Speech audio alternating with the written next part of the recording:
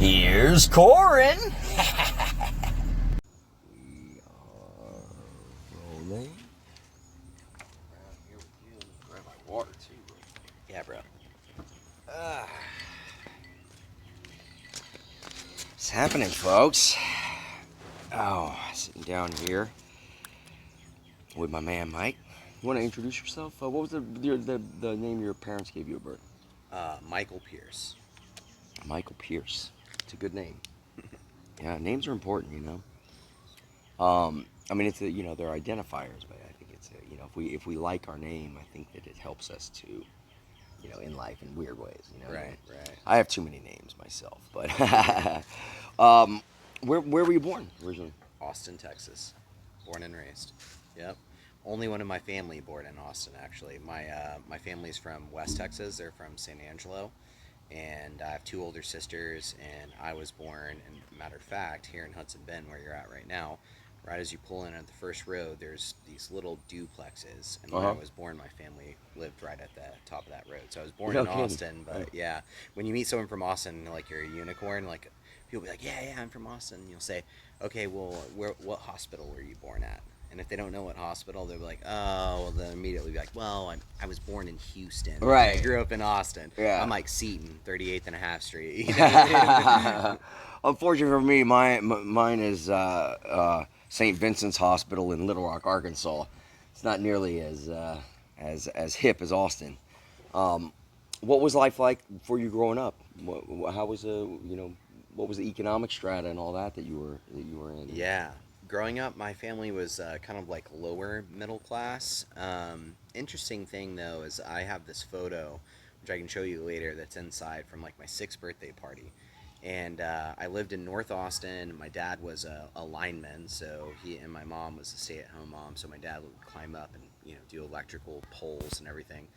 And I have this picture from my 6th birthday, and I remember looking at it because race is such an important thing in today's society. But I remember like looking at that picture, and in that picture, there's Hispanic kids, there's African Americans, there's white kids, and Austin.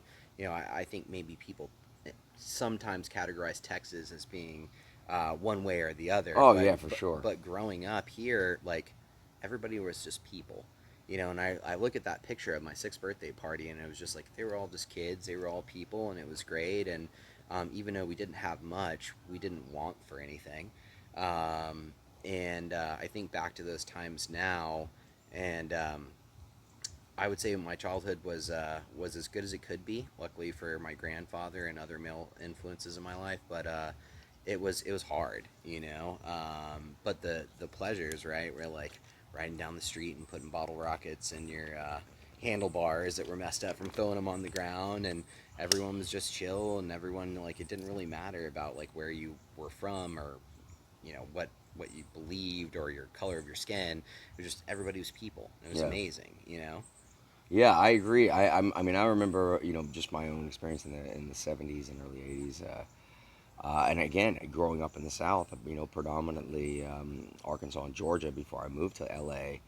And in all honesty, I didn't have any experiences along those lines. And I lived in very multi-ethnic settings. The apartment complexes I lived in were, gigantic.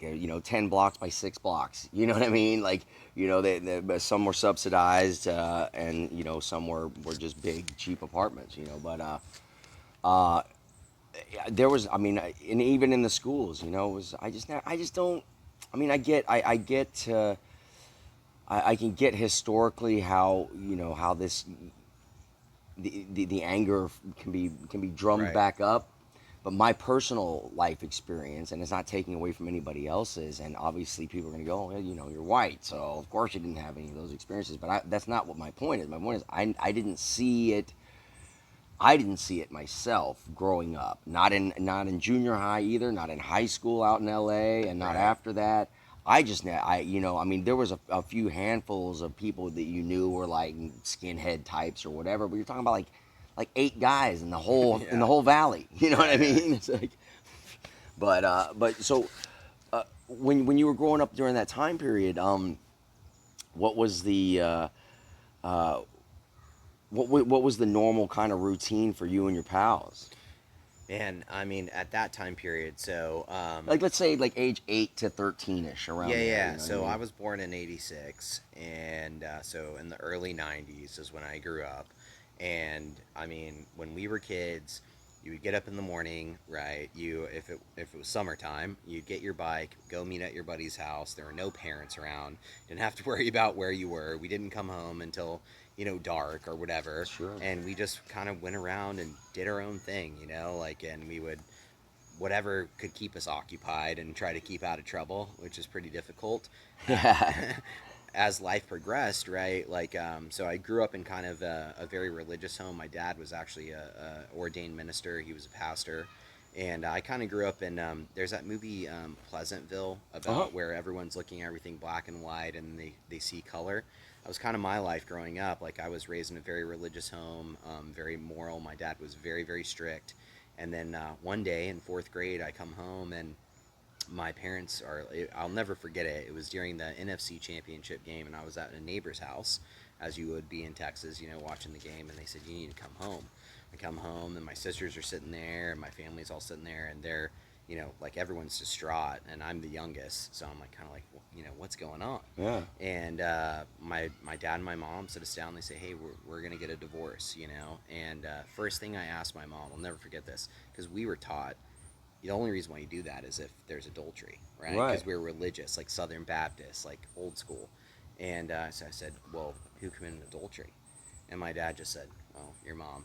And I'm like, in fourth grade, Right. and my entire life shifted from that moment, where next thing you know, I have a single mom, and it's who's gonna live with who, Oh yeah. right? My dad's like now getting married, and I remember there was a long period of my life where I was pretty angry just at God as a whole because I felt betrayed by the entire system.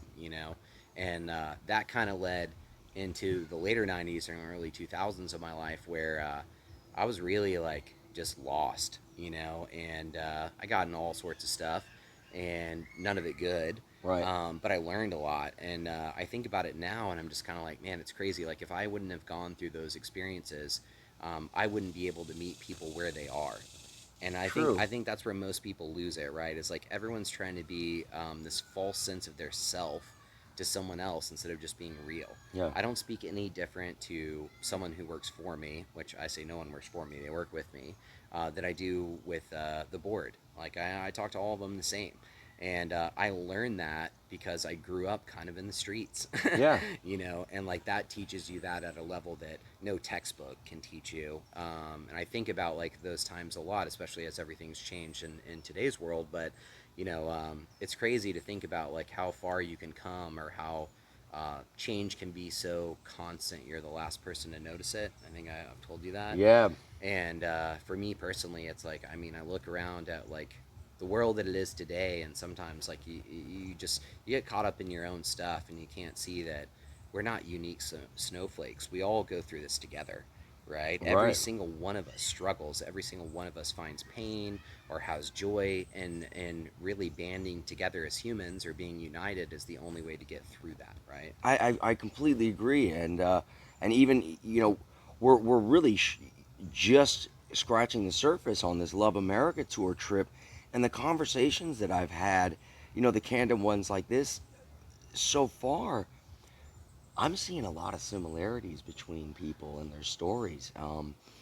And so going back to that, because that's my mom and dad split when I was 1, so I Yeah. didn't have to have that weird bone crushing moment of Right. my whole reality is now being torn apart. The family is being torn Right. apart.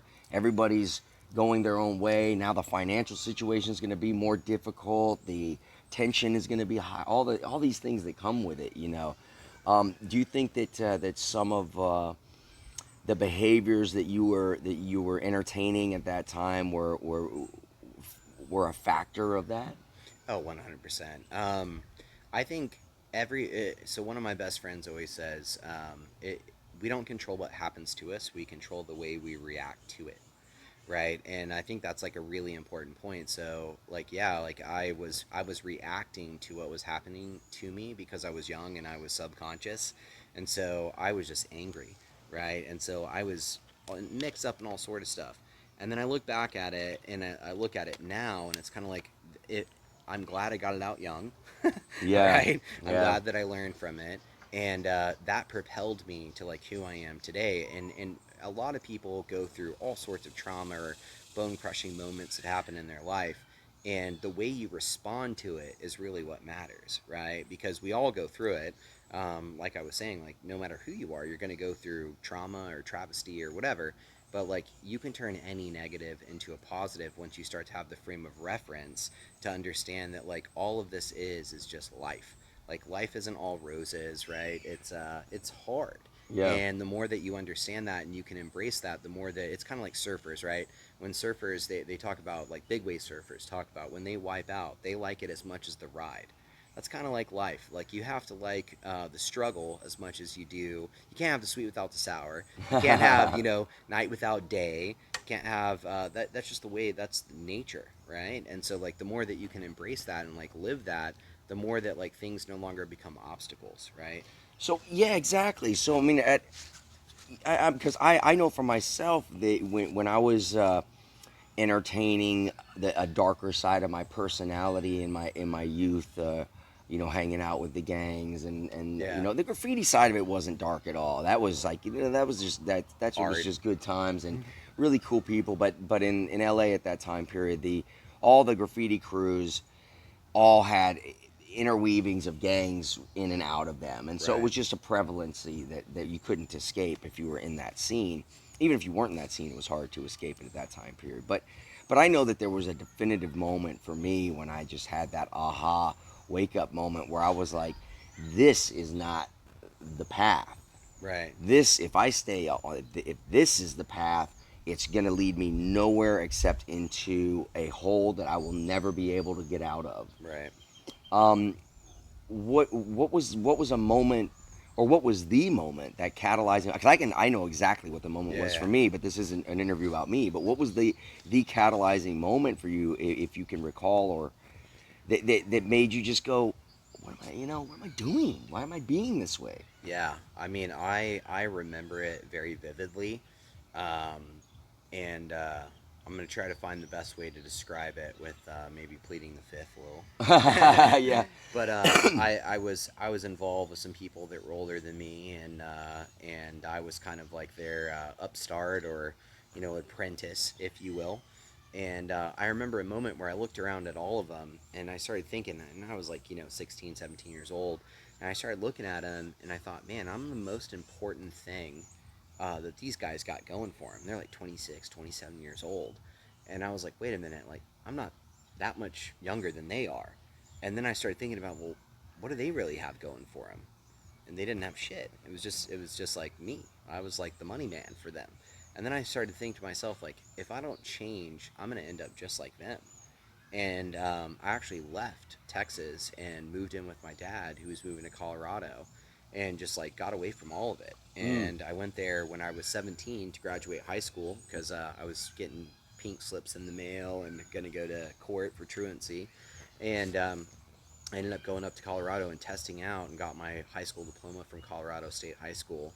And that was like kind of my way out. But it was just looking at people who were older than me who maybe when I was younger kind of were very much like kind of like, man, this you're on the right path. Like I was everything to them. And then just leaving all of that, realizing that no, like I don't want to do that, right? And yeah, because I always kind of knew my entire life that I could be something like different. And then I felt like in that moment I was choosing all of that behavior out of anger, out of what happened whenever I was younger. So it was kind of like I realized that like, wait a minute, like this isn't gonna end well for me, and you know that life, bro. I yeah. mean, the only way you get out is like jail or death. And I was like, man, and matter of fact, one of the guys, he used to have this quote that he would say, "How far do I have to fall before I rise above it all, or do I have to fall at all?" The truth is you don't have to fall at all, but you have to choose something different for that to happen, right? And Yeah. like, and I remember on my way out I used that quote against him, and I said, hey, remember this? Well, hey man, I don't have to fall at all, and so I left. And it was hard. And I think as humans, we have a tendency not to learn our lesson the first time. So Right. then you go back, and one of my really, really close friends ended up, going to jail. And when that happened, like lockup, like I was just like, holy shit, like that's not for me. Like I don't want to do that. And Exactly. but it turns out like hustling is not synonymous with street life. Like, it's very important in business, right? And I think it's a unique skill set that even I have as a human being, because I have those both worlds. I have that checker pavement, right? Like Right. I can see both sides of it, and that's helped me become like who I am today. Yeah, absolutely. Now, because if at 17, when that's a pretty, my kind of aha moment was it was already at 18, and after I graduated high school, but having that moment at 17 is, it says a lot about your character. Also, I think that I'm curious, if you think that a lot of what you did learn before the divorce, in terms of, I know it was a strict upbringing, and a lot of religious dogma associated with it as well.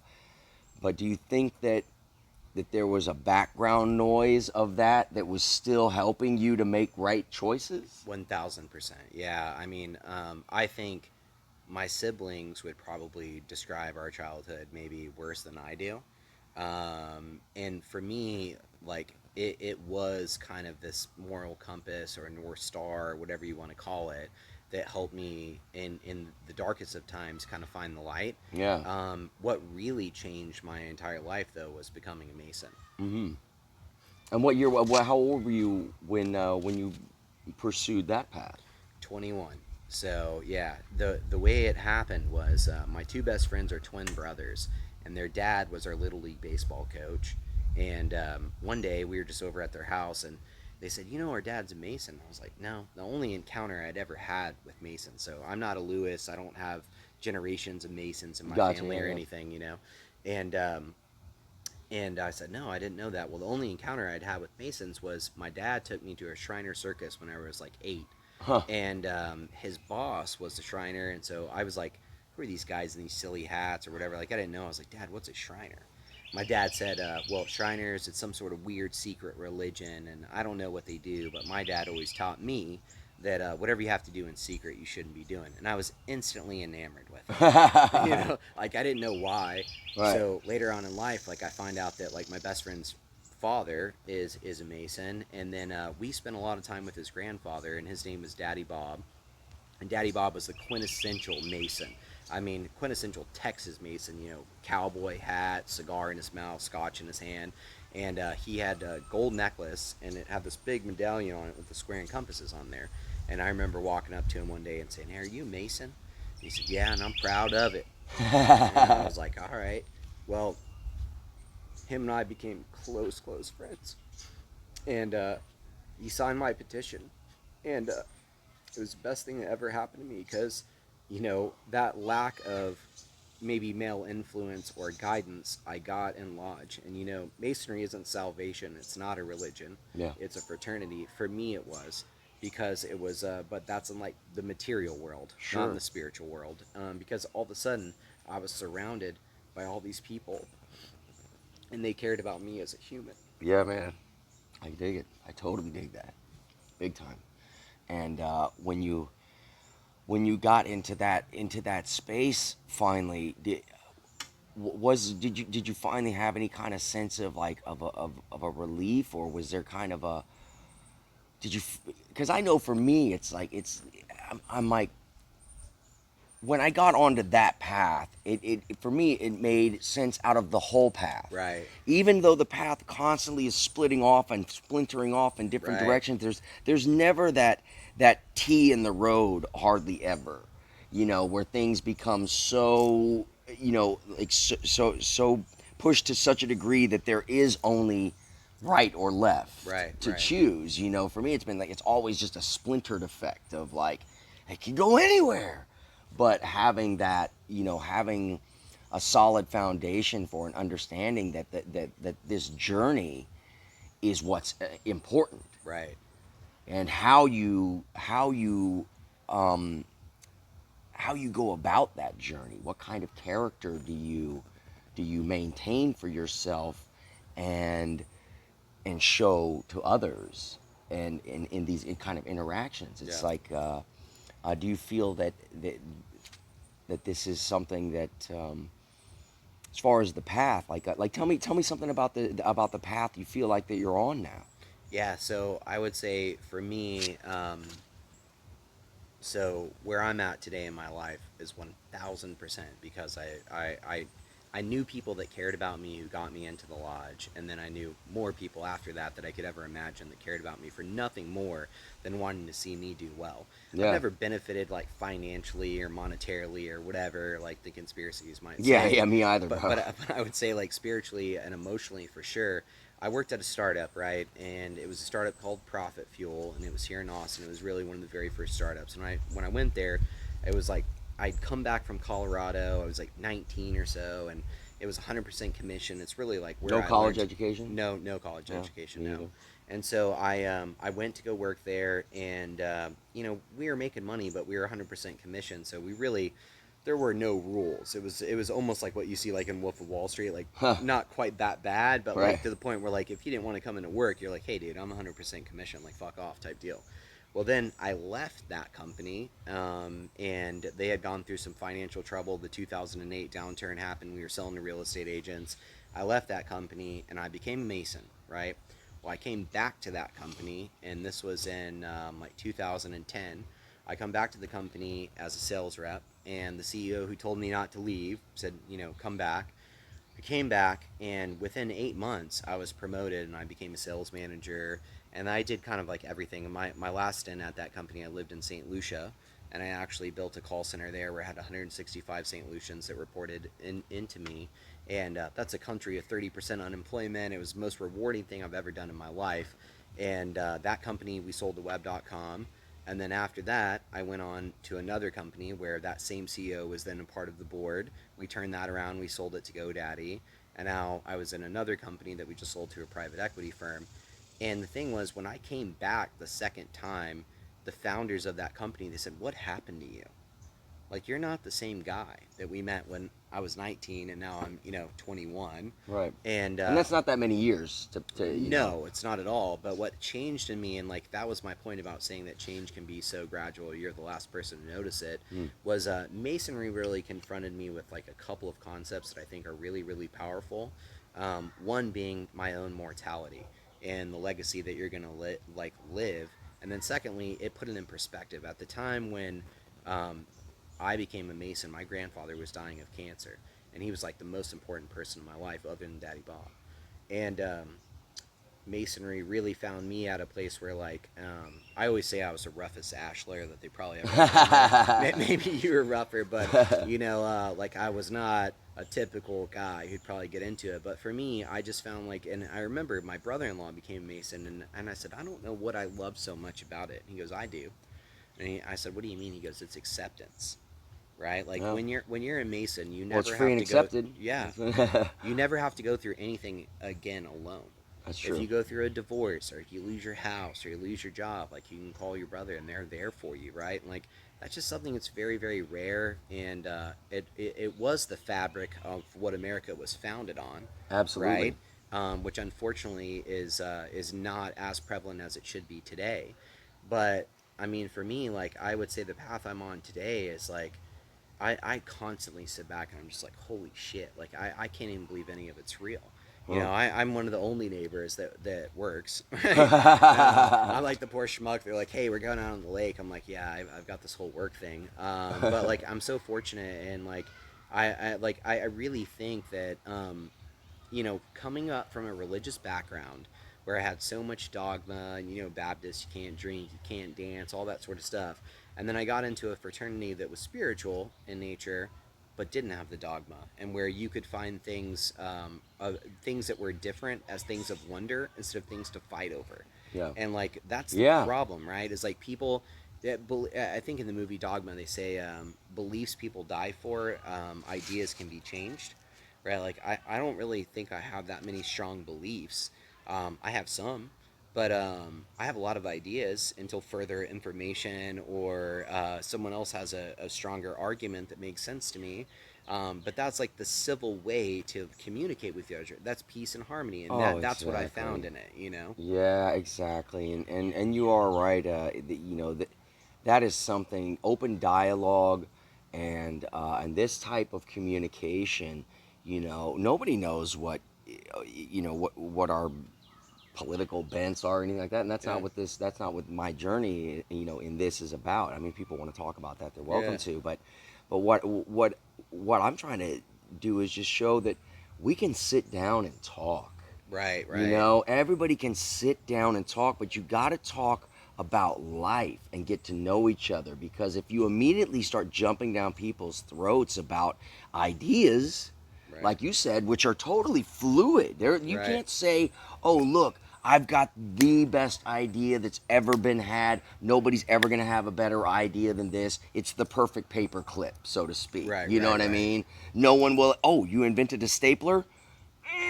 You know what I mean? Right. It's like it's always going to be another idea, and if you're not flexible, if you're not fluid, if you're not water when you need to be water, and air when you need to be air, and earth when you need to be Alchemy, bro. earth, and yeah, you know what I mean. If you can't embody these natural elements in times when they're needed most, then everybody is just earth, earth, earth, earth, earth, and it's just Yeah. you know. What do you think? As a topic of discussion along those lines, what do you think we can do to? I don't. Because I'm. This is all I can do. Right. But Right. but but what do you think that? What can people take away from this into their lives that might help them? What Right. advice, what suggestion might you be able to have that they could take away and go into their life and apply one of these Yep. tools to their Yeah. experience? I always tell people that 99% of everyone's life is great. It's amazing. 1% of everyone's life is shit. If you think about the whole, existence of your life, the time that from you're born to you die. The problem is, right, is that most people who are not conscious, they focus 99% of their mental energy on that 1% that's shit. And that causes recency bias. It causes you to believe that your entire existence is shit. And that's not true, right? So first, like when you're upset or you're not happy, instead of focusing on what you don't have, turn your mental energy to focus on what you do have, because that little voice inside of your head that's talking to you, that's your ego. That's saying, what do people think about me? Am I liked? What do they care about this interview? All that sort of shit, dude. Mm-hmm. That's not your actual true self. That's your ego. And as soon as you start to make small wins over that ego, like being conscious enough to realize, holy shit, I'm thinking about shit when my life is great, Right. right? Those are small wins, and every one of those small wins eats away at that ego. And how do you become like truly successful? And I am not talking about monetarily. I'm talking about being a good father, being a good Exactly. husband, like being a good neighbor, all those things. Well, how do you do those things? You do those things by being conscious enough to realize, right, that your life is great and that you owe this world. Like, why are we all in this existence, right? And is because our job is to make the world a better place. It's to leave it in a better place than what we found it. Well, how could you possibly do that if you think your life's shit, right? Like, you have to realize your life's fucking great, Yeah. and it's amazing, and no matter where you're at, it doesn't matter social economics or race or religion or whatever the fuck, because I've lived in the Caribbean. I've been around people of complete poverty. I'll tell you, they're a lot happier than most Americans with money. I noticed that as well because I've traveled a lot. I mean, especially over in India, Thailand, but I spent 11 weeks in India, in beautiful Masonic Lodge Right. in Mumbai. Also went and spent some. I got chills just now. I went and spent a little bit of time at the original Theosophical Society Nice. there at the campus there, which was it turned out to be 3 blocks from my hotel I was staying at, which was just Nice. bizarre. And it was right on the beach. It It's was called divine intervention. it totally is. And I was into journalistic style photography at that time, and I was going around, and the local Hindu families, they would grab me and bring Yeah. and say, come take a picture of my daughter and my son, and they'd bring me into. I mean, my whole body's like freezing up. Right, But they'd right. bring me into their house, and I'm talking like a potato sack for a bed, bro. Yeah. You know, I'm talking like, I mean, the floor is swept as well as it can be swept with like a stick broom that you have. Right. You know, not even a proper broom. Hmm. You know, and the most minimal amount of anything. No TV, no radio, no nothing. You know, and this is in the 2000s. You know what I mean? Yeah. And and they were just sitting there smiling, wanting to get share a moment and enjoy getting their photo taken Right. because they've probably never had their photo taken before. You know, because they could never even afford a camera. But the love Right. and the expression of that love that I saw there, dude, I mean, it was tough, bro. I had some really heavy emotional experiences over in India because I saw the poverty there was far worse than what I had seen even in the Philippines Right. or in Thailand, you know, in some of the other countries where you're like, whoa. Right. I mean, this is what, you know, I mean, if we don't get our shit together in this country, Right. you know, we're going to be looking at those at what they call third world standards of living, which is crippling. You know, it's crippling. But like you just said, you know, there is that joy that I saw, even in Thailand, especially with a predominantly Buddhist culture. It's a different relationship Right. to poverty. 100%.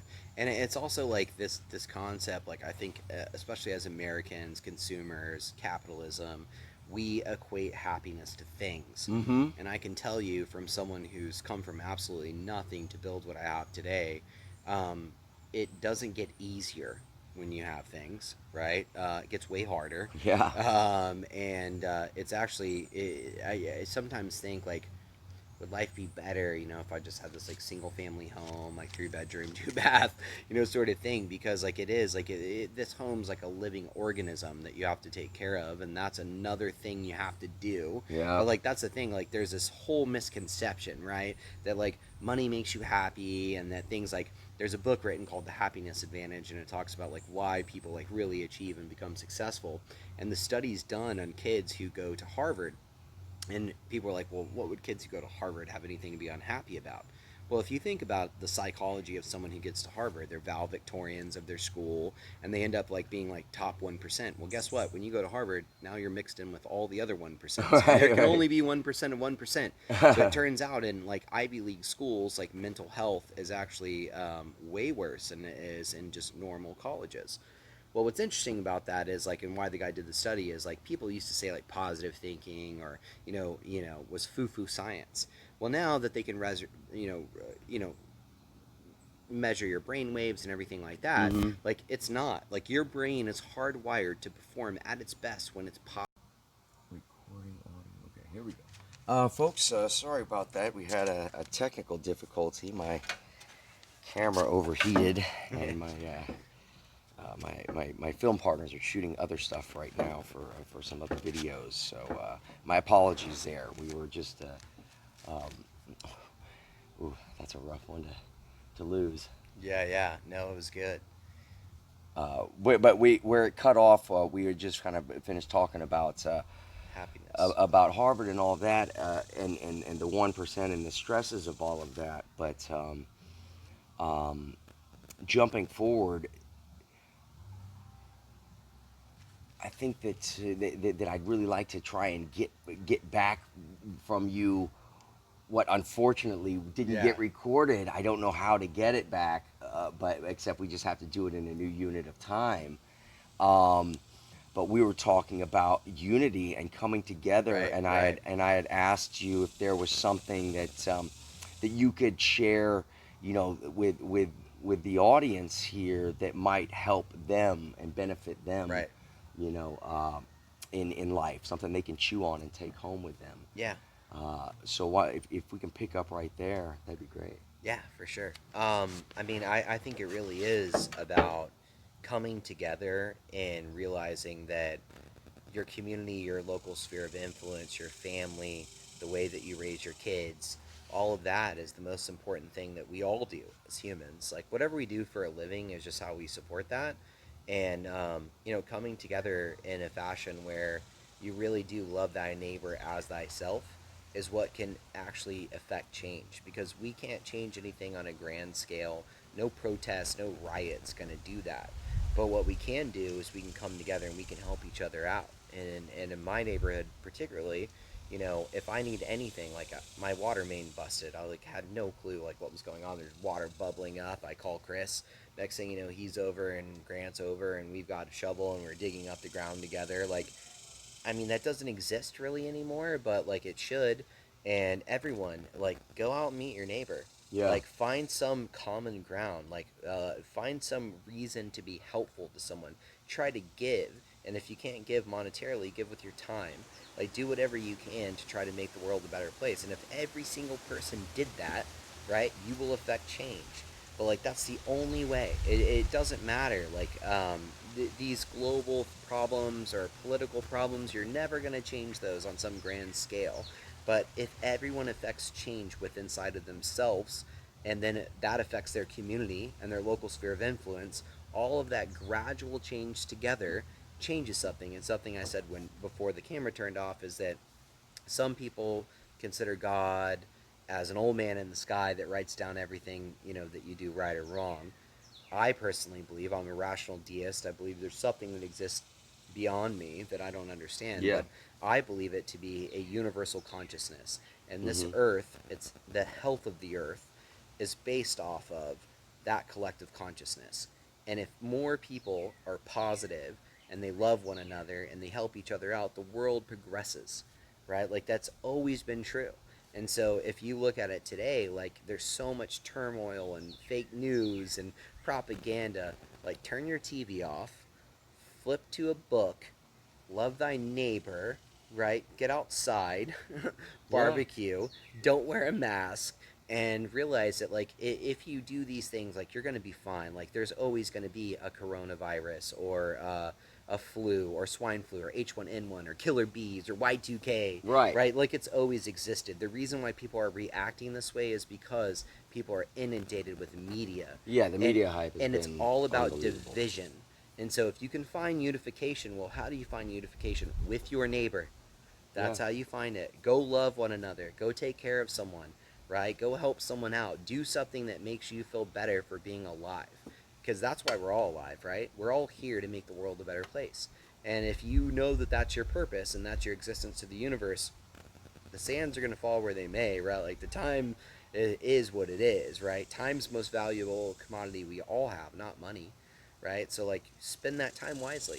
Yeah. Like love yourself. Like turn off the bullshit. Like focus on something positive. And when you feel that little voice inside of your head trying to tell you that you're not good enough or life sucks or this isn't good, realize that's not you, that's your ego. Kill that shit Yeah. and realize like you're great, you're amazing, and life is beautiful, right? Focus your 99%, focus 100% on that 99%, and that 1% gets a little bit smaller, but shit. Yeah, absolutely. you It know? does. Yeah, it absolutely does. That's a great message, and I think that is a good place to wrap it up. That that it's the little things that we can do have a profound effect. So instead of destroying our neighborhoods for change, let's take care of them. Make sure that they are safe and make sure that they Right. are clean and rebuild them instead. I think that's probably a good idea. Is there anything you'd like to say to wrap things up? I mean, I would just say, love you, brother. I love you too, man. Yeah, fantastic to meet you. It's Yeah, really, man. really great. And we can shake hands. It's safe. It's Safe. okay. It's okay to do I've this. been washing my hands. I haven't been touching my face. I'm good.